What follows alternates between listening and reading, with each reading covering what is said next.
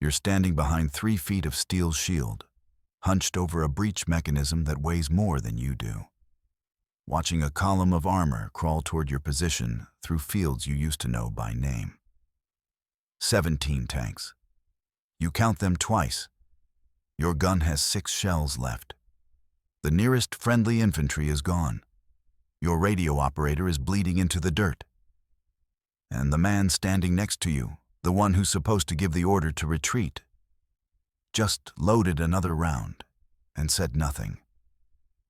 This is the story of what happens when the math stops making sense, when doctrine collapses, when survival probability drops to a number so close to 0 that military textbooks don't bother calculating it.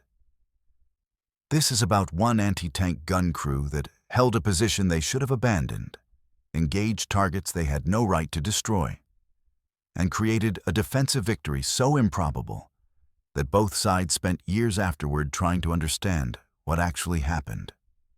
We're going back to the Eastern Front, to an afternoon in July 1943, to a crew that became a case study in tactical audacity, mechanical precision, and the kind of stubborn refusal to die that turns footnotes into legend. But before we can understand what happened in that wheat field north of Kursk, we need to understand the weapon these men were fighting with, the doctrine they were trained under, and the impossible mathematics of anti-tank warfare that made their survival a statistical anomaly. The gun was a Soviet 76.2 mm divisional field piece, officially designated the ZIS-3. The name came from the Zavod imeni Stalina, factory number 92 in Gorky, where the design was finalized in 1941 by Vasily Grabin, one of the most prolific artillery designers in Soviet history. Grabin understood something that many weapons designers miss. Perfection is the enemy of production. The best gun isn't the one with the most advanced features or the highest performance specifications. It's the one that can be manufactured in enormous quantities, operated by crews with minimal training, and maintained under field conditions by men with frozen fingers and no spare parts. The ZIS-3 was the embodiment of that philosophy. It wasn't designed to be a dedicated tank killer. It was a compromise weapon, a multi-purpose artillery piece built for direct fire, indirect fire, infantry support, and emergency anti-armor work. It could engage bunkers at 3 kilometers. It could drop high explosive shells on infantry positions from behind ridge lines. And when German tanks appeared on the horizon, it could be depressed to 0 elevation, loaded with armor-piercing ammunition, and turned into a weapon that could kill the most heavily armored vehicles in the Wehrmacht. Under ideal circumstances. The gun fired a shell that could penetrate roughly 70 millimeters of armor at 500 meters when striking at a perpendicular angle.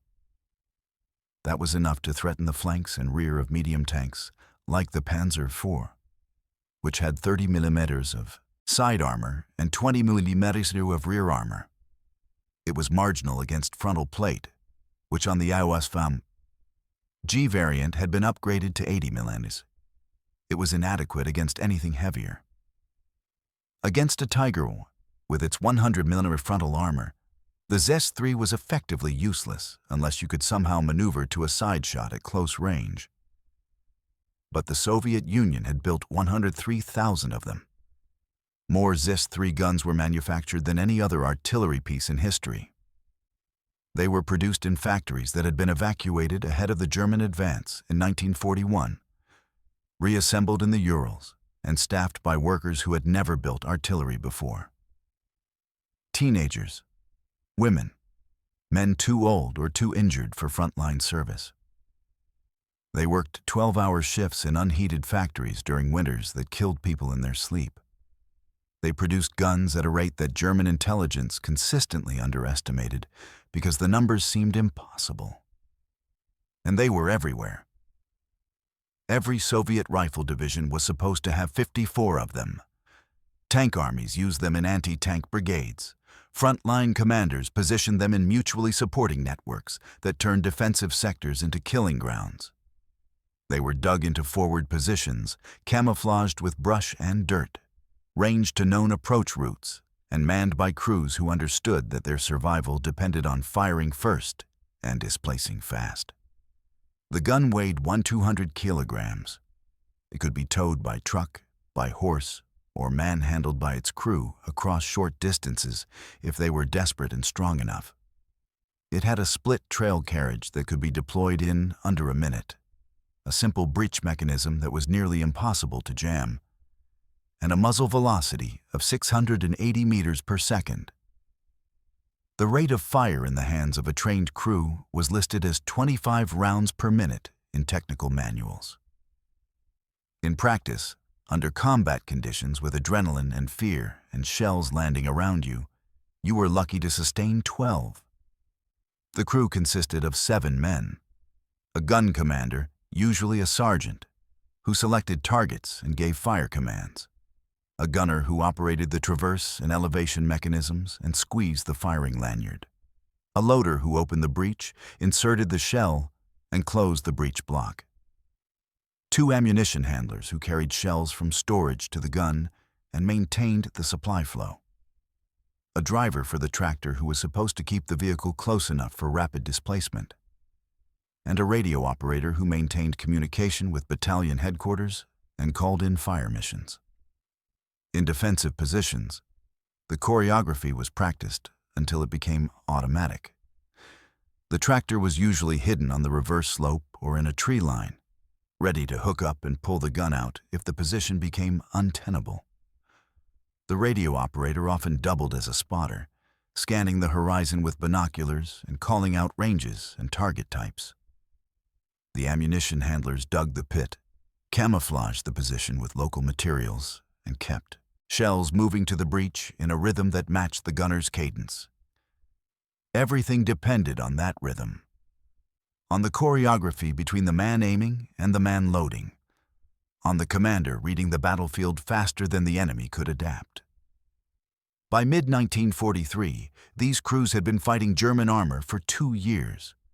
They had learned lessons written in blood and burnt metal. They knew that frontal shots against a Panzer IV were a gamble unless you were very close or very lucky. They knew that you aimed for tracks first if you couldn't get side shots, that a mobility kill was almost as good as a catastrophic kill because it left a target sitting motionless for your second shot. They knew that the Germans would suppress anti-tank positions with artillery before advancing armor, that you had maybe 30 seconds between the last artillery round and the first tank appearing. They knew that survival meant firing, displacing and firing again, from a secondary position before the enemy bracketed your original location with return fire. They also knew that sometimes you didn't get to displace. Sometimes the line broke. Sometimes the infantry retreated and you were told to hold because if you pulled back, the entire defensive sector would collapse. Sometimes you had 6 shells left and the armor kept coming, and the only choice was between dying in place or dying while running across open ground under machine gun fire. And sometimes, if you were very good and very lucky and the enemy made mistakes you didn't deserve, you lived long enough to become a story that other crews would hear in training camps and field positions for the rest of the war. The position was north of Kursk, in the northern sector of what would become the largest tank battle in history. To understand why this particular gun crew ended up alone in that wheat field, you need to understand what Operation Citadel was, what it was supposed to achieve, and why by July 10, 1943, it was already failing. Kursk was Hitler's last attempt to regain the strategic initiative on the Eastern Front.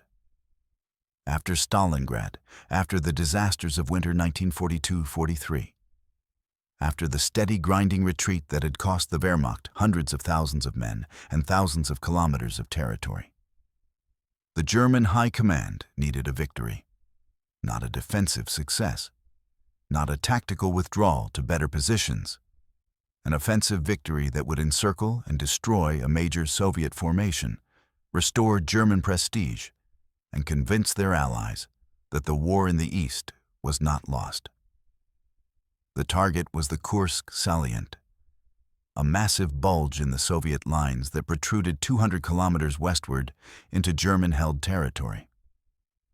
From the German perspective, it was a perfect opportunity. Two armored pincers, one from the north and one from the south, would converge behind the salient, trapping 5 Soviet armies and destroying them in a classic double envelopment. It was the kind of maneuver the Wehrmacht had perfected in 1941.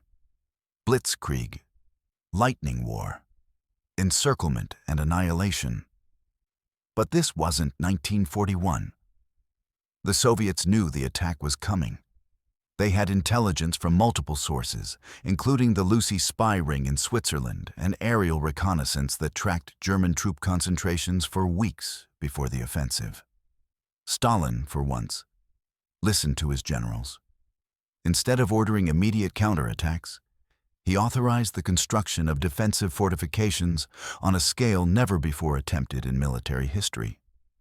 8 defensive belts. The first one alone was 5 kilometers deep. Anti-tank ditches that required tanks to slow down and bunch up. Minefields so dense that German engineers called them mine deserts. Interlocking fields of fire from anti-tank guns, artillery, and dug-in tanks. Fake positions to draw German fire. Real positions camouflaged so well that advancing armor didn't see them until shells started hitting. And reserve formations positioned behind the defensive lines, ready to counterattack any breakthrough before it could be exploited. The Soviets planted over 1 million mines. They positioned 20,000 artillery pieces and 6,000 anti-tank guns. They dug 5,000 kilometers of trenches. And they did it in 3 months. When the German offensive began on July 5, 1943, it ran headlong into defenses that turned military theory into industrial-scale killing. The southern pincer, under the command of Field Marshal Erich von Manstein, had committed 780,000 men, 2,998 tanks and assault guns, and 9,986 artillery pieces. This was the largest concentration of German armor ever assembled. Tiger tanks, Panther tanks, Ferdinand tank destroyers with 200 mm of frontal armor. The newest, heaviest, most technologically advanced vehicles the Wehrmacht could field. And they were being destroyed at a rate that shocked German commanders. Not quickly, not in dramatic breakthroughs and collapsing lines, but steadily, methodically, in a grinding attrition that chewed up assault battalions faster than they could be replaced. Tanks would advance across a seemingly empty field and suddenly erupt in flames as concealed anti-tank guns opened fire at ranges where return fire was difficult. Minefields would channel armor into kill zones where every gun was pre-registered and waiting. Artillery would saturate German assembly areas before attacks could even begin. And when German armor did break through the first defensive line, they would find themselves facing a second line just as strong, and a third beyond that.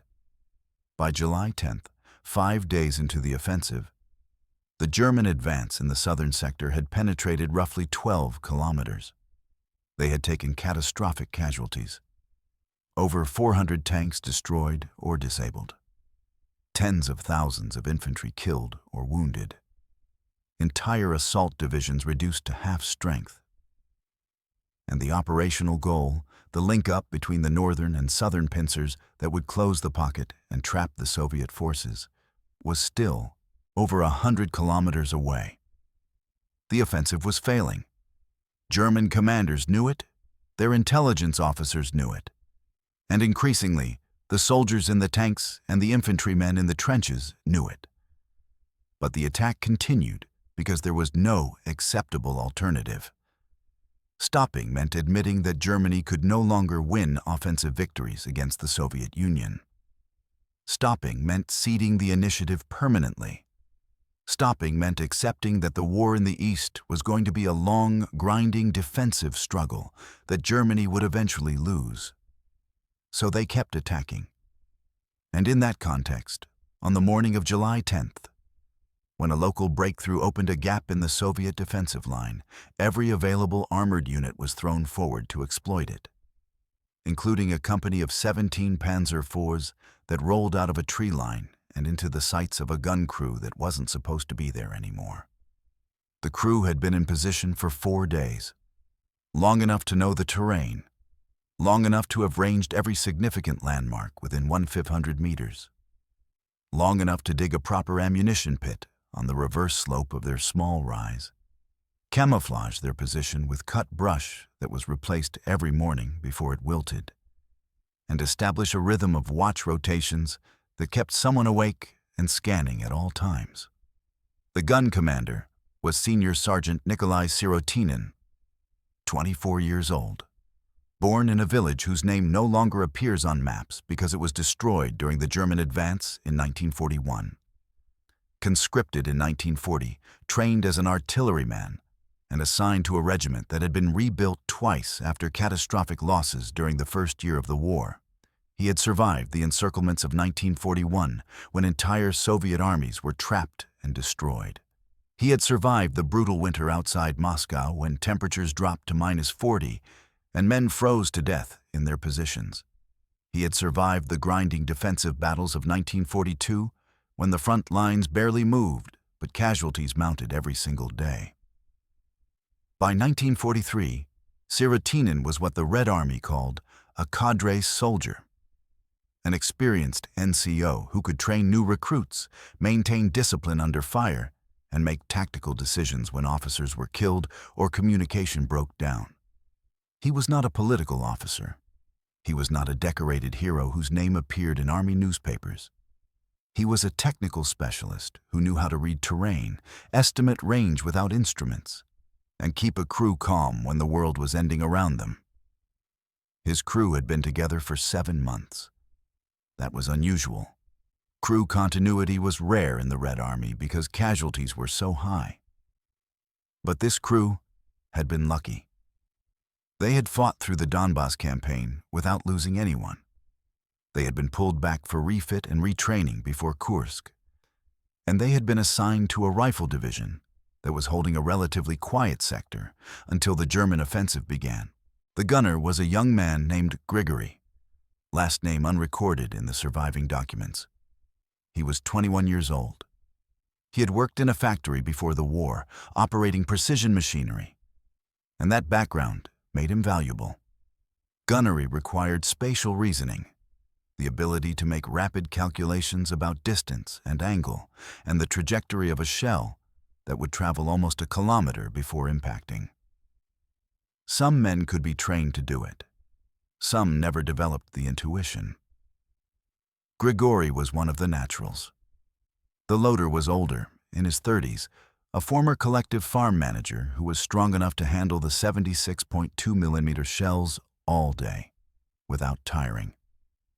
Each shell weighed roughly 6.2 kilograms, loading 20 or 30 of them in quick succession while standing in a cramped position behind a breech mechanism that kicked back with every shot required both strength and endurance. The ammunition handlers were teenagers, conscripted 6 months earlier and trained just long enough to understand basic artillery procedures. One of them, according to later testimony, had never fired a rifle before being sent to the front. The other had been wounded at Stalingrad and recovered in a field hospital before being assigned to this crew. The radio operator was a junior sergeant who had been trained in communication procedures, but whose radio equipment was unreliable at best.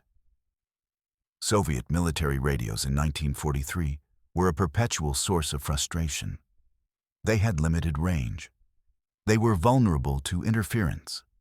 Batteries died quickly in cold weather, and maintenance required technical knowledge that many operators simply didn't have. When radios worked, they were invaluable. When they didn't, units fell back on runners, signal flags, and shouted commands. These were not elite troops. They were not guards units with special training and better equipment. They were a standard anti-tank gun crew in a standard rifle division holding a standard defensive position. They were ordinary in every way that mattered to military bureaucracy. And on the morning of July 10th, they woke up to discover that the units on their flanks were gone. The German breakthrough had happened fast. A concentrated assault by Panzer grenadiers supported by assault guns had overrun a Soviet rifle company holding a village 2 kilometers to the east. The Soviet company commander had been killed in the initial bombardment. The political officer had tried to organize a defense, but was killed by a tank round that demolished the building he was using as a command post. The surviving riflemen had fallen back in disorder, some of them retreating in small groups, others breaking completely and running. The flanking positions, following doctrine, had pulled back to avoid being encircled. A battalion headquarters had displaced under artillery fire, loading their maps and communication equipment onto trucks and withdrawing to a secondary command post 3 kilometers to the rear. And suddenly, there was a gap, a seam in the defense, a corridor nearly 2 kilometers wide with no organized resistance. Sirotinin's gun crew had been positioned specifically to cover that approach route. Their orders were clear. If the forward positions were overrun, they were to delay any German armor attempting to exploit the breakthrough, then displace to a secondary position and continue the fight. Under no circumstances were they to allow themselves to be surrounded or cut off. The problem was communication. Their radio had stopped working sometime during the night. The radio operator had tried to diagnose the problem, checking connections, swapping batteries, adjusting frequencies. Nothing. Either the radio itself had failed, or the battalion command net had gone down when the headquarters displaced. Without communication, the crew had no way of knowing what was happening beyond their immediate field of vision. Sirotinin sent a runner back toward the rear to find out what was happening and report their position. The runner was one of the ammunition handlers, a teenage kid who could move fast. He was told to find anyone from battalion headquarters, report that the gun crew was still in position and operational, and get instructions. The runner never came back. Whether he was killed by artillery, captured, or simply got lost in the chaos of a collapsing defensive line, no one knows. What matters is that Sirotinin's crew was now completely isolated. No communication, no information about friendly positions, no way to know if they were supposed to hold or retreat. At 0920, they heard tank engines. You know that sound before you see the source. It's not like truck engines or tractor engines or any other mechanical sound from daily life. It's deeper, more resonant, a low grinding rumble that seems to come from everywhere at once. You feel it through the ground before it reaches your ears, through your boots, through the steel of your gun. It reverberates in your chest cavity and your teeth and the base of your skull. And if you've been in combat long enough, if you've heard that sound before and survived, your body reacts before your brain catches up. Your heart rate spikes, your breathing changes. Your hands start moving automatically, checking ammunition, adjusting positions, preparing for contact. It's not fear yet. It's recognition. The sound that means everything is about to get very dangerous very quickly. Sirotinin climbed onto the gun shield, careful not to expose his silhouette, and scanned the tree line 1,500 meters to the west. The morning sun was behind him, which meant anyone looking in his direction would be staring into glare. Good. The wheat field in front of his position had been partially harvested, but enough stalks remained standing to break up sight lines at ground level. Also good. The low rise they were positioned on was barely a rise at all. Just a gentle swell in the terrain that gave them maybe 3 meters of additional elevation. But it was enough to provide observation without skylining the gun. He saw nothing yet, but the sound was getting louder. Multiple engines, moving slowly, the rumble of tank tracks on dirt roads. He climbed down and told his crew to prepare for engagement. They had done this so many times, it required almost no verbal communication. The loader moved to his position behind the breech. The ammunition handlers pulled shells from their storage pit on the reverse slope and began arranging them within easy reach of the gun. Armor-piercing, high explosive, more armor-piercing. They stacked them carefully, nose up, where the loader could grab them without looking.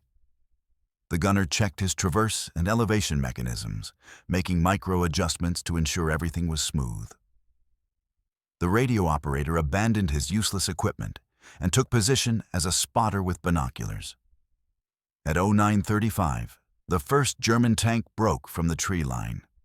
Panzer IV AOSFG. You could identify it from 1,500 meters by the long-barreled 75mm QK-40 gun and the shirts and armor skirts hanging off the hull and turret. The skirts were thin metal plates designed to prematurely detonate shaped charge rounds before they reached the main armor. They didn't help against kinetic penetrators, but they changed the tank's silhouette enough that Soviet crews had learned to recognize the modification from long range. The Panzer IV moved slowly, cautiously, turret rotating as it scanned for threats. This was standard German tactical movement. Lead tank advances while the rest of the column observes. If the lead tank draws fire, the following tanks locate the threat and suppress it. If nothing happens, the next tank moves forward and the advance continues. 5 seconds later, a second tank appeared, then a third, then 5 more in a staggered column formation, then 9 more. Sirotinin counted them twice. 17. Behind the tanks, barely visible through the dust and heat shimmer, were half-tracks. SDKF Zu-251s carrying Panzer Grenadier squads. This wasn't a reconnaissance patrol. This wasn't a probing attack. This was a company-strength combined arms assault moving through the gap with the intention of breaking through to the Soviet rear. The correct decision, by every standard of Soviet defensive doctrine, was to retreat immediately. An unsupported anti-tank gun does not engage 17 tanks. The mathematics are brutal. Even if you achieve a perfect kill with every shot, even if you somehow destroy 5 or 6 tanks before they locate and suppress your position, the remaining armor will overrun you. You will die. Your gun will be destroyed. And your death will accomplish nothing strategically meaningful. The doctrine was clear. Displace to a secondary position. Try to link up with friendly forces. If communication is lost, fall back to the last known command post. If the gun cannot be moved, spike it to prevent enemy capture and withdraw on foot. Under no circumstances, sacrifice a trained crew in a hopeless engagement. Sirotinin looked at his crew, at the gunner checking his sights, at the loader standing ready, at the ammunition handlers kneeling by their shell stacks, at the radio operator with his binoculars tracking the German column. He looked at the terrain behind them. Open ground for 400 meters before reaching the next tree line. No cover, no concealment. If they tried to run, they would be visible to the German column within seconds. The tanks would traverse their main guns and machine guns and cut them down in the open. Or the Panzer Grenadiers would dismount and advance in a skirmish line and kill them before they made it 200 meters. He looked at his gun. Properly dug in, camouflaged, ranged to multiple points across the wheat field, loaded and ready, with clear fields of fire across 200 meters and a crew that knew exactly what to do. And he made a calculation that had nothing to do with doctrine and everything to do with survival probability. Running meant dying in the open, with nothing accomplished. Staying meant dying behind cover, with a chance, however small, of taking enough Germans with them that it mattered. He ordered his crew to open fire. The first shot went out at 1,120 meters, long range for a ZS-3 firing armor-piercing ammunition. but within theoretical capability if the gunner was good and the conditions were optimal. No wind, good visibility, target moving slowly on predictable trajectory. Grigory, the gunner, had ranged a specific tree in that tree line days ago. He knew it was exactly 1/500 meters. The lead German tank was roughly 400 meters in front of that tree. Simple subtraction. He adjusted his sight picture, led the target slightly to account for its movement, and fired. The shell left the barrel at 680 meters per second. Time to target, roughly 1.6 seconds. In that time, the Panzer IV traveled approximately 3 meters. Grigory had led it by exactly the right amount. The armor-piercing shell hit the lead Panzer IV in the lower glacis plate, the angled frontal armor that protected the transmission and driver's compartment. The lower glacis was a vulnerable point on the Panzer IV, only 80 mm thick and angled at 80 degrees from vertical. At this range and angle, the Soviet shell had just enough kinetic energy to penetrate. The tank shuddered. There was no dramatic explosion. That's a Hollywood myth. When an armor-piercing shell penetrates a tank, what happens inside is catastrophic, but often invisible from outside. The shell punches through the armor plate and fragments, spraying the interior with supersonic metal shards. Those shards kill crew members, sever hydraulic lines, ignite ammunition, and destroy mechanical systems. Sometimes there's fire. Sometimes the tank just stops moving because the crew is dead, or the engine is damaged, or the transmission is wrecked. This tank slewed violently to the left, tracks locking, and ground to a halt. Smoke began pouring from the engine deck. The hatches didn't open. That meant the crew was either dead or too badly wounded to evacuate. The entire German column stopped immediately. This is a critical detail that shaped everything that followed. German armor doctrine emphasized mutual support and coordinated movement. When the lead tank in a column takes fire, the following tanks do not continue advancing blindly. They halt. Turrets rotate toward the threat axis. Commanders try to locate the enemy position.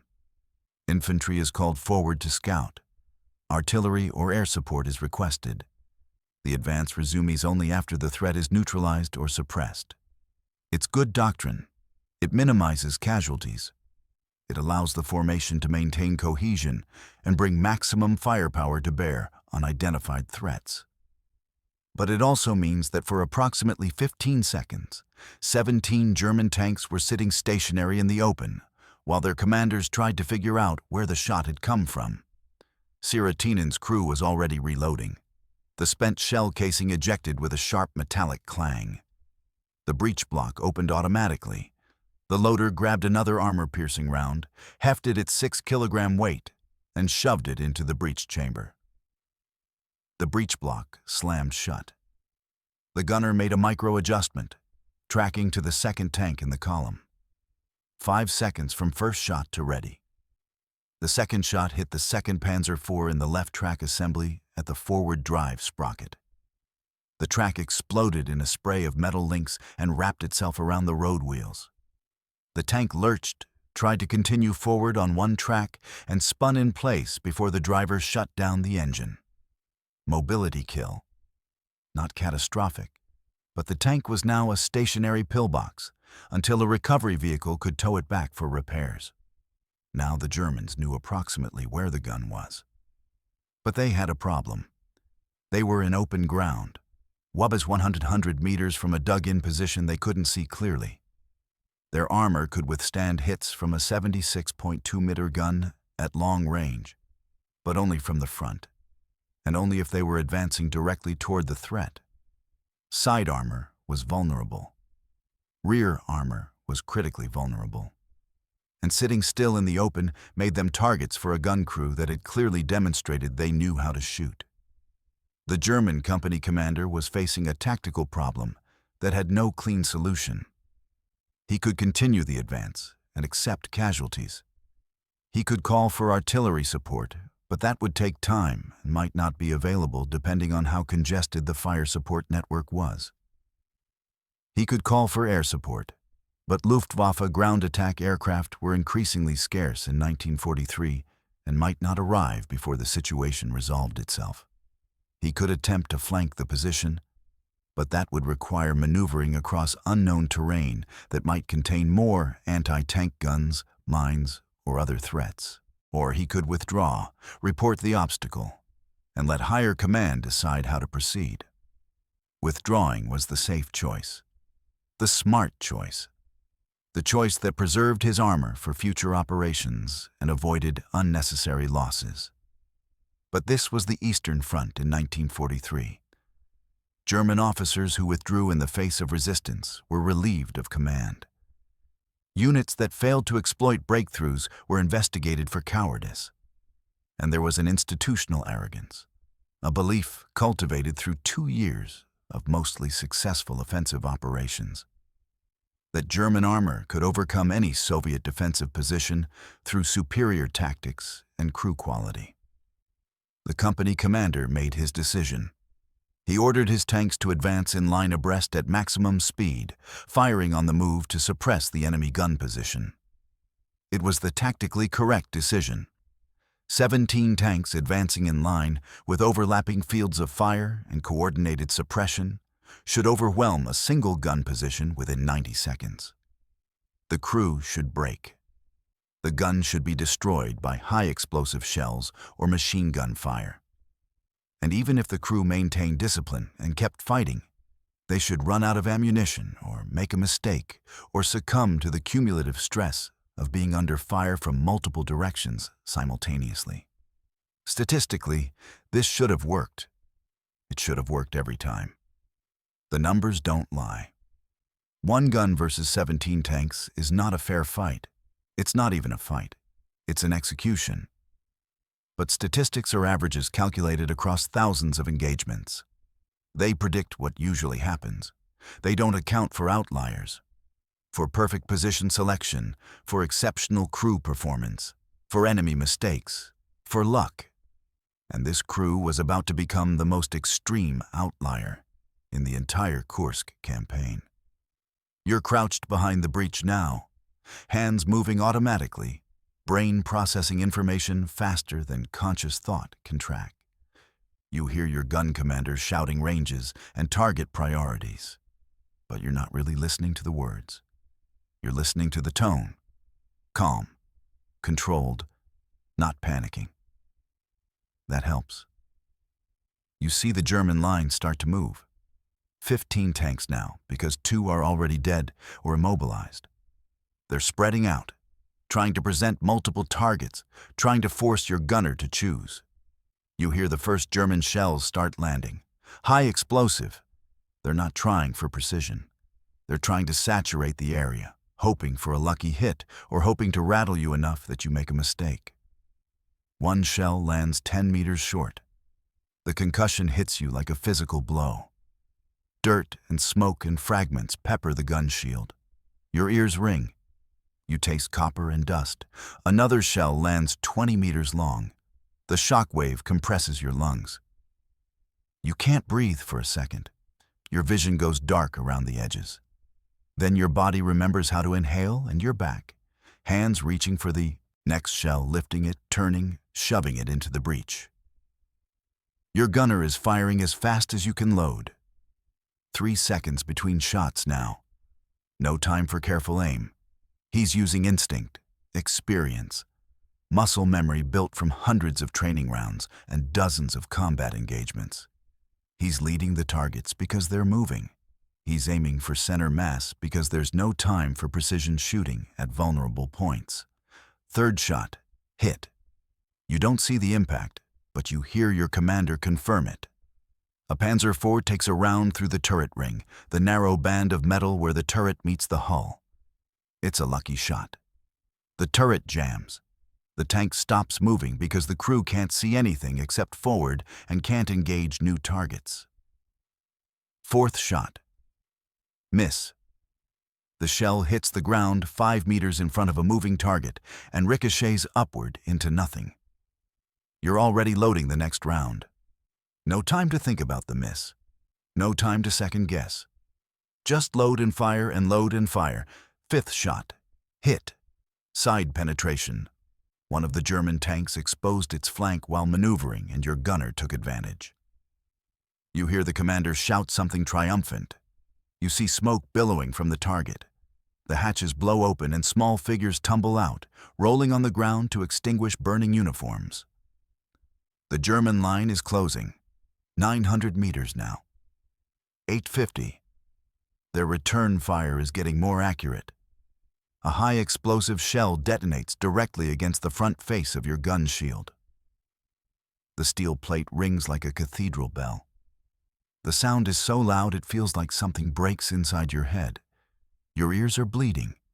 You can't hear anything except a high-pitched whine. You look at your gun commander, and his lips are moving, but there's no sound. He's giving you hand signals now. Left target, center target, right target, sixth shot, hit. Tracks again, another mobility kill. The Panzer IV slews sideways and stops. The crew doesn't abandon it. They're still dangerous. The main gun can traverse. They can still shoot. But they can't advance, and they can't withdraw. And that makes them less of a priority than the tanks still moving toward you. Seventh shot. Miss. Your gunner is exhausted. His hands are shaking from adrenaline and the constant recoil hammering his shoulder. He overcompensates for the target's movement, and the shell sails wide, impacting harmlessly 30 meters beyond the target. Eighth shot. Hit. This one goes through the driver's vision port on a Panzer IV at 700 meters. It's an absurdly precise shot, threading the needle through a small opening in the frontal armor. The tank swerves violently, completely out of control, and crashes into the disabled hulk of an earlier kill. Both tanks are now immobile, blocking each other. You reach for another shell. Your hand grasps empty air. You look down. The stack is gone. You're out of ammunition. Your gun commander is screaming something, but you still can't hear. You see him pointing frantically toward the reverse slope. The ammunition pit, where the rest of your shells are stored. One of your ammunition handlers is already sprinting toward it. He's exposed, completely exposed. German machine gun fire is kicking up dirt all around him. You see impacts stitching across the ground, closing on him like a zipper. He dives into the pit. For a second you think he made it. Then you see him trying to climb out, failing, collapsing back into the pit. He's hit. Your other ammunition handler doesn't hesitate. He runs. He's 19 years old. He's from a village in Ukraine that doesn't exist anymore. He's been with the crew for 4 months. You don't even know his full name. You've called him by a nickname everyone uses, and never asked what his real name was. He runs across 30 meters of open ground while German machine guns try to kill him. He reaches the pit. He grabs 2 shells. He starts running back.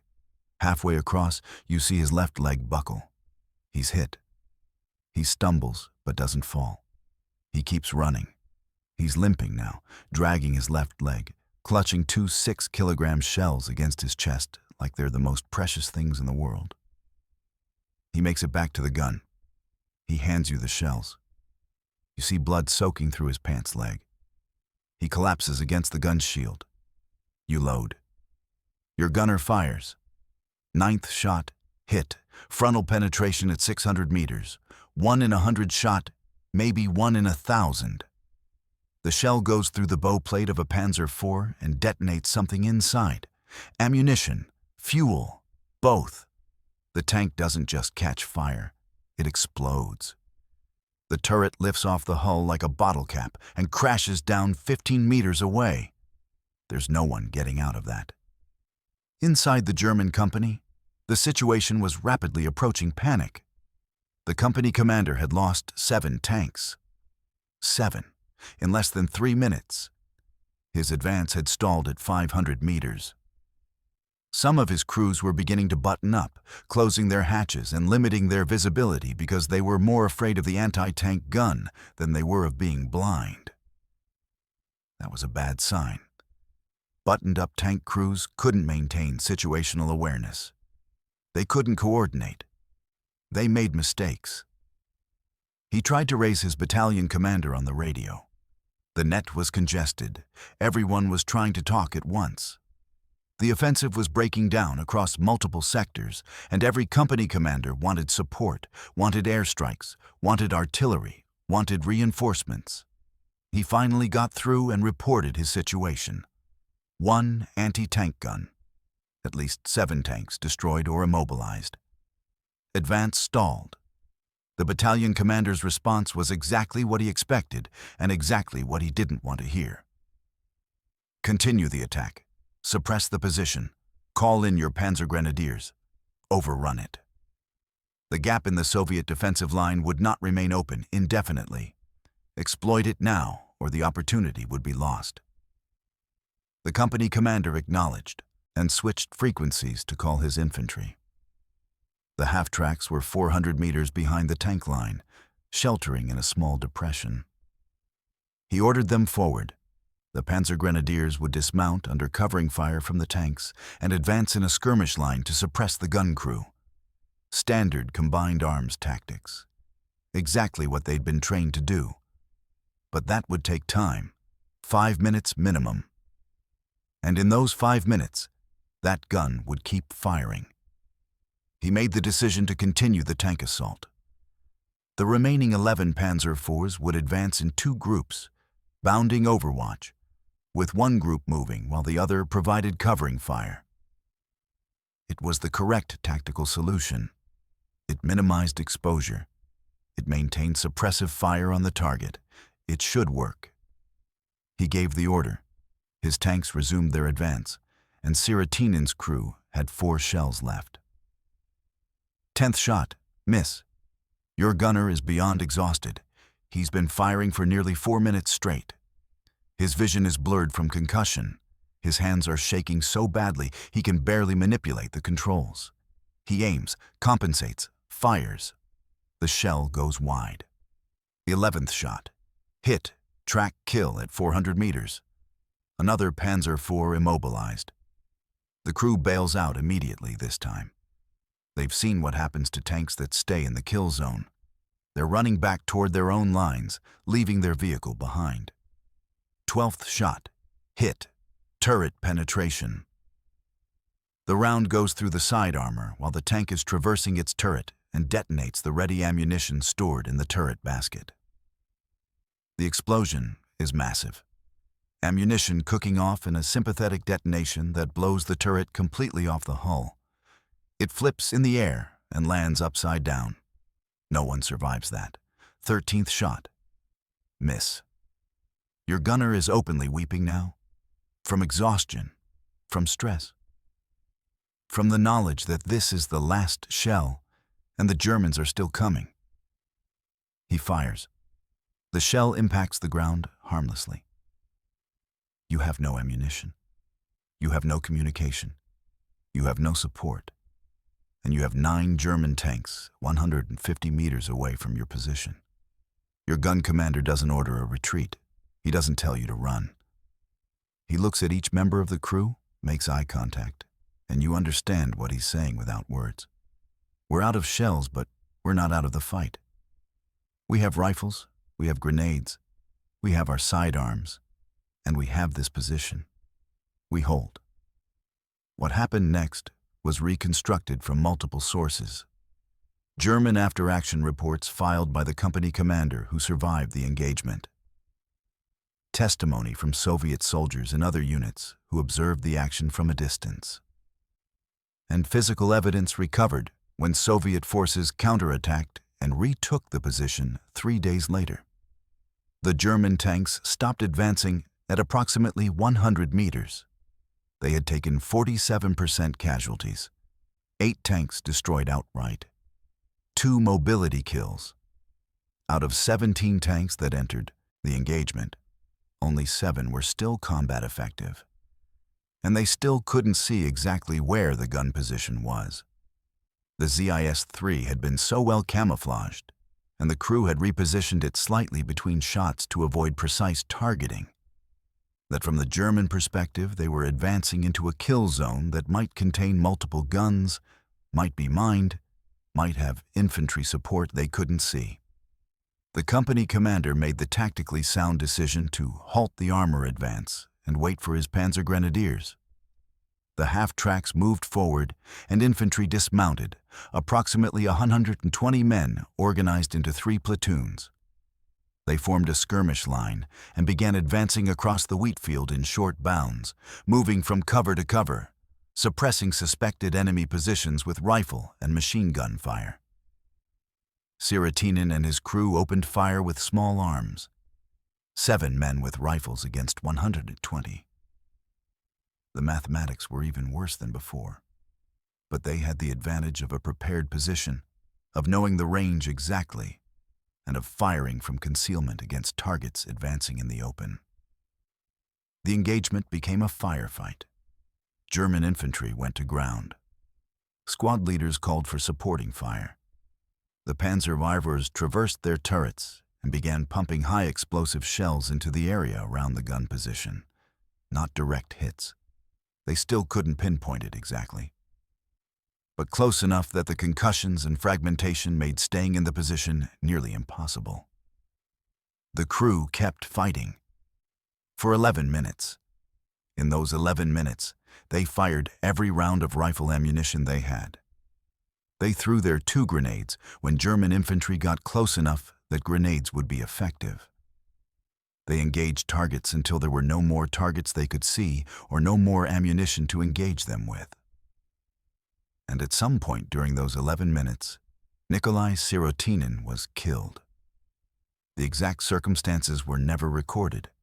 A rifle bullet, a shell fragment, a direct hit from a tank round. The position was so heavily bombarded in the final minutes that distinguishing between causes of death was impossible. What matters is that the gun commander who chose to fight instead of retreat, who turned an impossible situation into a tactical victory that cost the Germans 8 tanks and delayed their advance by over an hour, died at his post. When Soviet forces counterattacked and retook the position on July 13th, the area had been heavily contested, shelled repeatedly, and overrun twice more as the front lines shifted back and forth. What they found was a destroyed ZIS-3 gun, broken beyond repair by direct hits, 13 spent shell casings arranged around the position, and the remains of 5 crew members in and around the gun emplacement. The other 2 crew members were never located. Presumably they were buried by artillery fire, or their bodies were removed by German recovery teams, or they were simply obliterated by the shelling. They also found evidence of the engagement scattered across 600 meters of wheat field. 9 burnt-out tank hulls. 3 more damaged tanks that had been recovered by German forces, leaving track marks and oil stains. Broken tank tracks, shell craters, spent machine gun casings, blood stains in the grass that had dried to brown. And 300 meters west of the gun position, a makeshift German field grave with 9 wooden crosses marking where the tank crews had been buried. 9 confirmed kills. 2 mobility kills that probably would have been recovered and repaired. And an unknown number of crew casualties from the destroyed vehicles. 1 gun crew, 13 shots, 9 kills. A kill ratio that shouldn't exist outside of video games or propaganda films. But it happened. It's documented. German records confirm the losses. Soviet records confirm the crew's action. And the physical evidence, photographed and recorded by Soviet intelligence officers before the position was abandoned again during subsequent German attacks, proves it. The action was witnessed by multiple Soviet units that had been displaced during the initial breakthrough. Officers from a rifle regiment observed the engagement through binoculars from concealed positions 800 meters away. A forward artillery observer recorded the action in his logbook, including estimated times and the number of visible tank kills. Several infantrymen saw the final firefight before they were forced to withdraw under German pressure. Word spread. In a war where good news was rare, where defensive victories were measured in hours of delay rather than enemy casualties destroyed, this story was extraordinary. It was retold in command posts across the Kursk salient. It appeared in divisional newspapers. It was included in training materials. And within days, Nikolai Sirotinin's name was being reported up the chain of command as an example of exactly the kind of heroism the Red Army wanted to celebrate. He was posthumously awarded the Hero of the Soviet Union, the highest military decoration in the USSR. His crew was recognized collectively, their names recorded in divisional histories and included in the permanent records of the regiment. The gun itself, or what remained of it after being destroyed, was recovered and sent to a military museum in Moscow, where pieces of it are still on display. But the real impact of the action wasn't symbolic. It was tactical and operational. The German breakthrough that morning was supposed to exploit the gap in Soviet defenses, push through to the second defensive belt, and link up with other armored units advancing from the south. Speed was essential. Every hour of delay gave the Soviets time to redirect reserves, establish new defensive positions, and close the gap. The plan required the armored spearhead to move fast, bypass resistance, and maintain momentum. Sirotinin's stand cost the Germans over an hour. The company that was supposed to lead the breakthrough lost 47% of its combat strength. The infantry that finally overran the position was disorganized and had taken casualties. And by the time the advance resumed, Soviet reserves had already begun moving into blocking positions. The breakthrough failed, not because of one gun crew, but because that gun crew bought time. And in mobile warfare, time is the most valuable resource.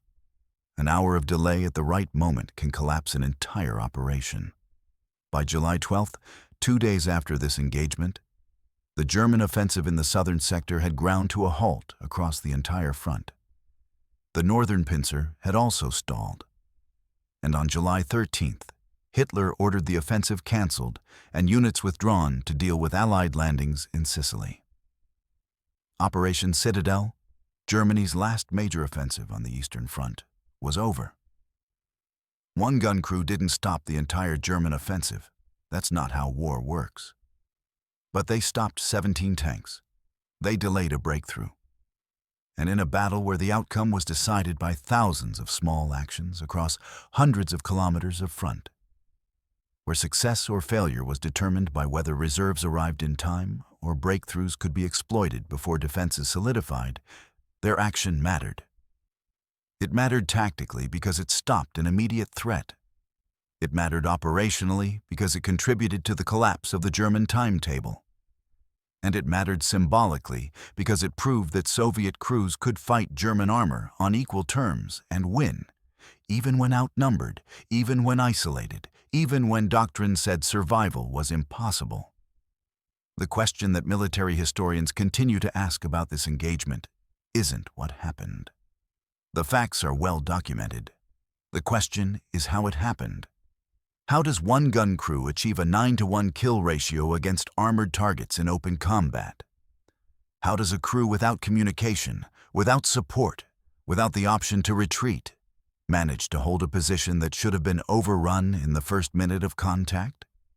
The answer is a combination of factors that had to align almost perfectly, like a sequence of improbable events that individually were possible but collectively were statistically anomalous.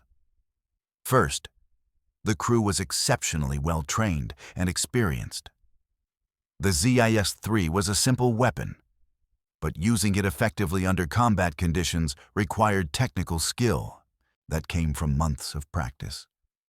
Sirotinin's crew had been working together for 7 months. That's an eternity in the Red Army, where crew casualties were so high that average survival time in front-line units was measured in weeks. They knew each other's rhythms. They could load and fire without verbal communication. Their gunner was capable of making rapid ranging adjustments under extreme stress. And their gun commander had the tactical judgment to recognize when retreat was more dangerous than staying. Second, the position was nearly ideal.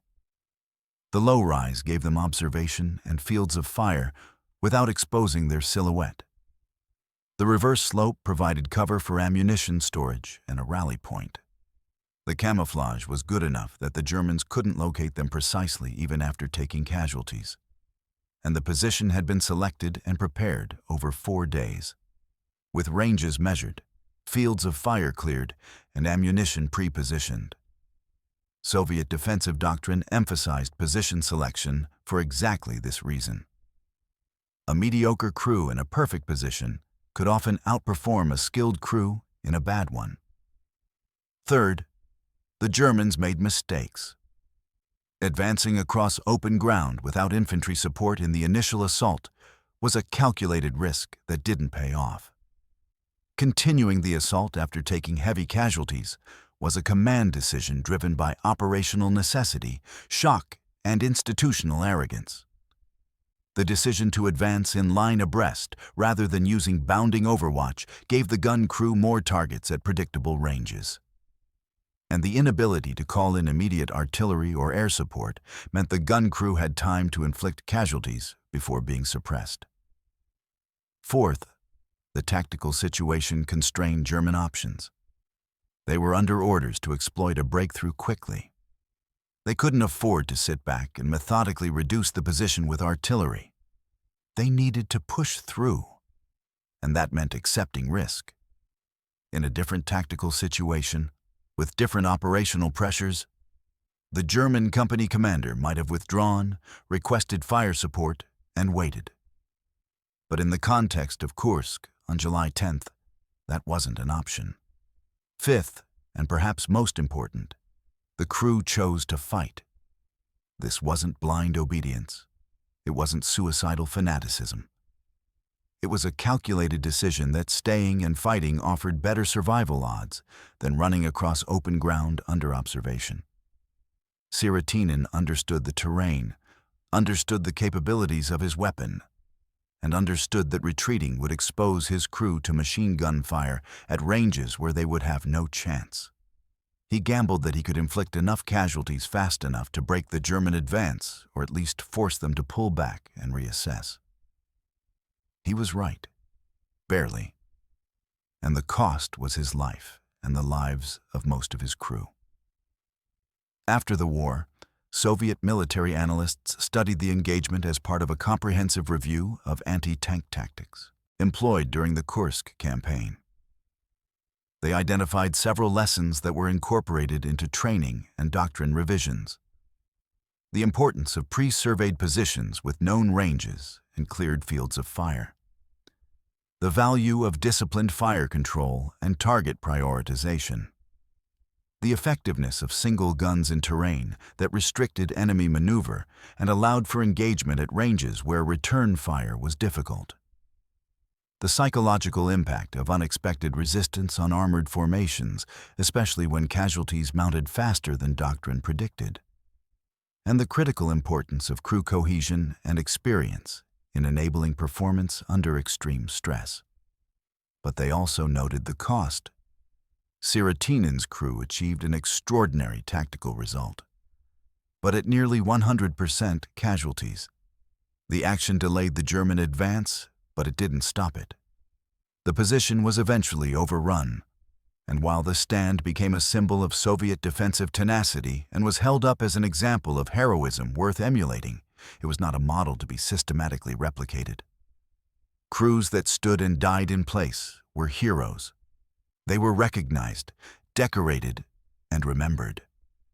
But crews that fought, displaced, and fought again from secondary positions were survivors. And wars are won by survivors, by men who live long enough to learn from experience, to pass that knowledge to new crews, to fight not just once, but dozens of times. Soviet doctrine evolved to emphasize mobility and survival alongside defensive effectiveness. Guns were positioned with multiple fallback positions prepared in advance. Communication was improved to allow crews to coordinate displacement and mutual support. And crews were trained to recognize when holding was tactically sound and when withdrawal was necessary. The ZS-3 itself continued in service throughout the war. After 1945, it was exported to over 50 countries and served in conflicts on every continent. It saw action in Korea, where Chinese and North Korean crews used it against American armor. It fought in Vietnam. It was used in the Arab-Israeli wars, in conflicts across Africa and Asia, in post-colonial struggles that lasted into the 1990s. And in many of those wars, crews manning ZS-3 guns were told the story of Nikolai Sirotinin, of the crew that held a position they should have abandoned, of the gun that killed 9 tanks with 13 shots. The story became myth, simplified, exaggerated in some retellings, stripped of context in others. But the core of it remained true. 1 crew, 1 gun, 17 tanks, and the impossible mathematics of a fight that shouldn't have been won. Sirotinin's grave was never found. His body was likely lost during the subsequent fighting that swept over the position multiple times in the days after his death. The Kursk battlefield saw continuous combat from July 5th through July 23rd. Ground changed hands repeatedly. Positions were shelled into moonscapes. Bodies were buried by artillery fire, exhumed by subsequent barrages, and lost. Recovery of remains was secondary to continuing the fight. Tens of thousands of Soviet soldiers who died at Kursk have no known grave. He has no known burial site. His name is inscribed on a memorial wall at the Kursk Diorama Museum, alongside thousands of others who died in the battle. The memorial lists names by unit and rank. Senior Sergeant Nikolai Sirotinin, born 1919, died July 10, 1943. Hero of the Soviet Union. There are no photographs of him. Soviet personnel records from early in the war were often incomplete or lost during retreats. There are no letters preserved in archives. No personal details beyond his rank, his age, the village he was born in, and the date he died. His crew members are similarly anonymous. A few names in regimental records, ranks, ages. Nothing else. What remains is the action itself. The 13 shell casings collected from the position. The burnt-out tank hulls photographed before the battlefield shifted again. The witness statements from Soviet soldiers who watched the fight. The German after-action reports that documented their losses. And the example of what happens when training, terrain, desperation, and a refusal to accept mathematics intersect on a battlefield. Most anti-tank gun crews who fought at Kursk never fired at a German tank. They sat in their positions, watched the battle unfold at a distance, and were withdrawn when the lines shifted or advanced. Some crews fired a few shots at extreme range and displaced immediately, according to doctrine. Others were destroyed by artillery before they ever engaged direct fire targets. A small number fought running battles, displacing from position to position, firing and retreating in coordination with other defensive elements. And then there was this crew. The outlier. The anomaly. The moment when doctrine collapsed and individual skill, tactical judgment, and raw determination filled the gap. You don't build a military strategy around moments like this. You can't. They're too rare, too dependent on circumstances that can't be controlled or predicted. But you remember them. You record them. You teach them. You tell new crews that on one afternoon in July 1943, 7 men with a mass-produced field gun held a position against 17 tanks and won. Not because they were superhuman, not because the weapon was extraordinary, but because in that particular moment, in that specific place, they made decisions that turned bad mathematics into impossible victory. Because they were skilled enough to exploit advantages in terrain and position. because they were disciplined enough to maintain fire control under conditions that would break most crews. Because their gun commander understood that sometimes retreat is the most dangerous option, and fighting is the only rational choice. And because sometimes, in war, doing everything right and refusing to quit is enough to change the outcome of a battle. Even when the odds say you shouldn't survive the next 5 minutes. The lesson isn't that you should stand and fight when retreat is possible. The lesson is that when all your options are bad, when retreat means death and fighting means probable death, you choose the option that gives you agency. That lets you take the enemy with you. That turns your death into something that matters tactically, that buys time for other units, that costs the enemy more than they expected to pay. Sirotinin and his crew bought an hour. They bought 9 destroyed tanks and 2 damaged ones. They bought disruption to a German timetable that couldn't afford disruption. They bought time for reserves to move and defenses to form and the operational plan to collapse.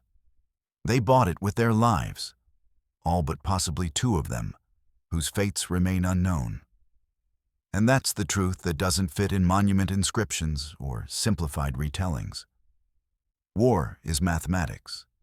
17 tanks versus 1 gun equals 1 destroyed gun, and 17 tanks that continue their advance. Except when it doesn't. Except in the rare cases where skill and position and enemy mistakes and sheer bloody-minded refusal to die quietly conspire to rewrite the equation. This was one of those cases. This was the engagement that shouldn't have happened the way it did. And that's exactly why it matters.